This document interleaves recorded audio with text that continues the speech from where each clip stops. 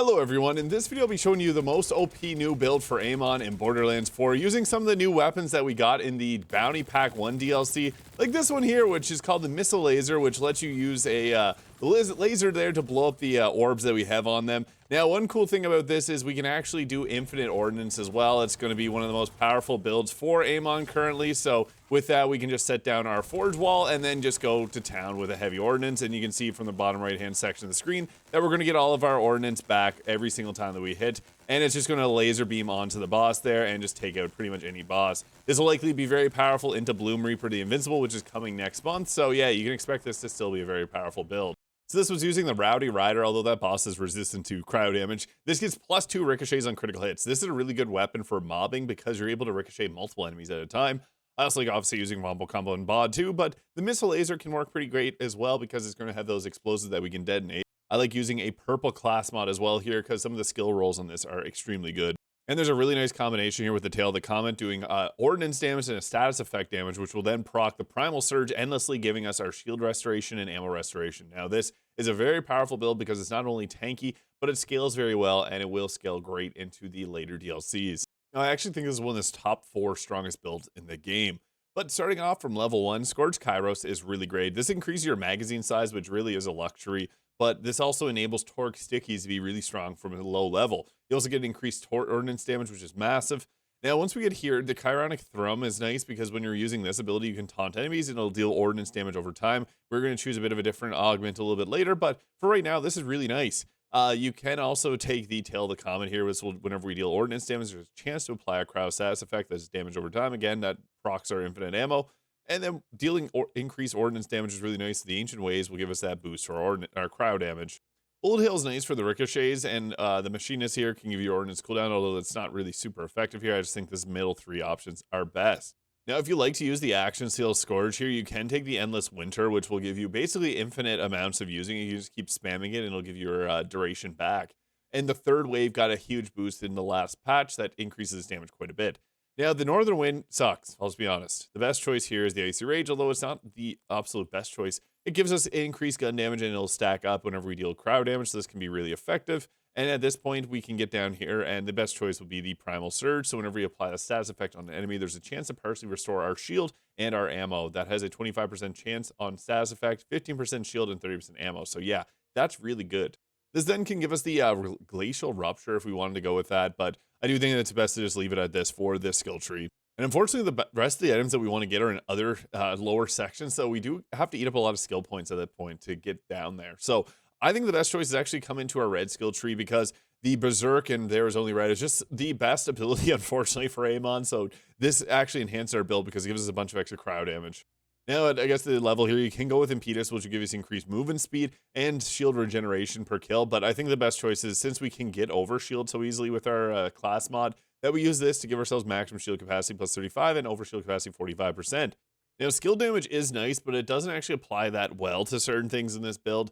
We do want 1 point into Gut Punch. Whenever we deal ordnance damage, we can weaken an enemy and makes them take 20% more damage, and they deal 40% less damage. And then we can also put the rest of the points, because we are dealing a lot of status effects. Tail of the Comet is a status effect. This increases the status effect damage and duration so that we can deal damage for longer. And Bulletstorm just fits perfectly here whenever we apply a status effect. Again, often we'll be doing that. We get increased gun damage, 5 stacks and plus 77.5 per stack. So yeah, we scale damage really well. Now, you can take 1 point in Bloodlust whenever our shield breaks. We get Lifesteal, which is nice, but I think the best choice is to go with our Berserk here. So whenever we activate our Forge skill, which is the Firewall, and I'll get to why we don't use a Capstone in a minute, we become Berserk for duration, getting slow immunity, bonus cryo damage with gun, and melee damage. So that's 30% bonus damage. Bonus damage is really good in this game because it scales. Anytime that we get these gun damage increases, it scales that as well. Now we're going to take our last 3 points into There Is Only Red here. So whenever we kill an enemy while Berserk is active, we partially restore Berserk's duration and increase the bonus cryo damage. So we get 60% bonus damage per kill. So this used to be 9-second duration increase. We could stay in this pretty much infinitely. Now they nerfed it down to 4 seconds, so it's a little bit harder, but we get a huge boost for overall damage, so it's worth it. I should have mentioned this earlier, but we want to take at least 1 point into Blackout. So this has a chance for our ordnance to critically hit, and additional critical hits from this will apply shock. Now, this was changed to work a little bit differently, but we can now take more than 1 point into this if we wanted to, but I think this just works out really well. This build is very powerful. This is honestly the best combination of skills for Amon to make him powerful. I've been playing around with Amon quite a bit, and unfortunately, a lot of the other builds just aren't as powerful as this one. Again, this is with the Cyborg class mod. There is other ones you can roll with a Grenadier here, because you don't really need the skill rolls that come with this, but they are decent. This one came with 2 points of Scorched Kairos. I'd much prefer that to be a little bit higher. 2 points of the Ballistic Bulwark, which gains Overshield when we deal Ordnance damage. So that's, again, why we're going to keep our Overshield up so high. And it pairs with this really nicely to give ourselves that extra capacity, too. And then we also have the ability Endless Bombardment, which gives heavy ordnances a chance to refund 1 ammo on damaging enemies. So you don't need this, but it is good. You'll basically never run out of ordnance anytime.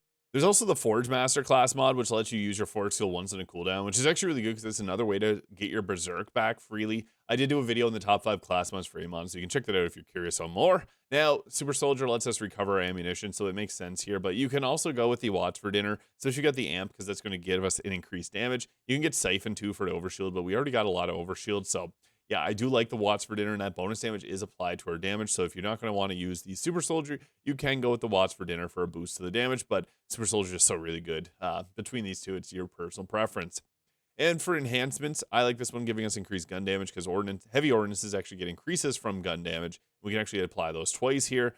And this one in particular, Vladov's licensed parts get plus 20% fire rate and magazine size, and Vladov licensed parts have a 30% chance to give us an extra projectile, which is great on the Wombo combo, and also our ordnance here with the Atling gun. This one can have 30k DPS, is crazy. There are some other ones that are like, I really like the cryo one if you're going against a boss that's not weak or strong against cryo, because this will help us stack conditions even quicker. Fire is good too, because these have a 5% chance, so you're going to stack conditions really quickly. Any heavy ordnance that's purple or higher is going to be good. There's even a lot of good blue ones, like the Tongue Wag, the Rocket Socket, the Spizura. There's so many good ones. Streamer's good. You have to hold it down. It'll do beams that deal damage. The Disc Jockey is another fantastic one. I actually really like this a lot because it can shoot these that'll bounce off and find the targets and deals a lot of damage. And the Triple Bypass with splash damage increases works well because we got a lot that can deal it. You can also go with the Berserk one that'll increase the amount of damage that you deal by 30%, but makes you take extra damage because we're going to get a lot of overshield, so we don't have to worry about that. Now, I did mention some of the best weapons, Rowdy Rider. I know it's a bit underwhelming. It says overwhelming there for its ability with the +2 ricochet projectiles, making it great if you're going to be going against mobbing bosses, but it's not good against bosses, I should say. It's great in mobbing. The missile laser is good though, but because it does have a kind of a burst damage, it'll create these explosions that auto track on enemies, and you can blow them up. We also got the bod. The bod's just gonna be one of the best weapons with Torgue stickies in particular, because this is going to be able to delete any boss in the game. And the Wombo combo is another really nice one, especially if you're going against vile enemies. And for our specializations, the best defense gives us plus 30% damage when our shield or health is full. We get a lot of shield back easily. Full Spectrum Arsenal makes it so that ordnance damage now benefits from increases to gun damage, which is nice. So that is double dipping with heavy ordnances, because heavy ordnances actually get your gun damage increases. So if you have plus 100% gun damage, it goes 1.5 times now on top of that. So very powerful. We then also have the Fragmented Payload. Ordnance gets a chance to critically hit and gains increased critical hit damage. And then we also get the Riddle You This, which will give us a plus 50% gun damage, which ends up being 75% extra gun damage on our heavy ordnance. Where this really shines is when you got this gun here and you're able to get it to ricochet to multiple enemies. The critical hit knife can also work good if you want to utilize this for mobbing, but yeah, otherwise you're going to have to aim for headshots and hope for the best, because yeah, this is going to chain around to multiple. Yeah, that wasn't super ideal, but here's the Disc Jockey, which you can see those blades are bouncing around. And the thing with those is that they're going to track down enemies and they bounce around, dealing a bunch of extra damage.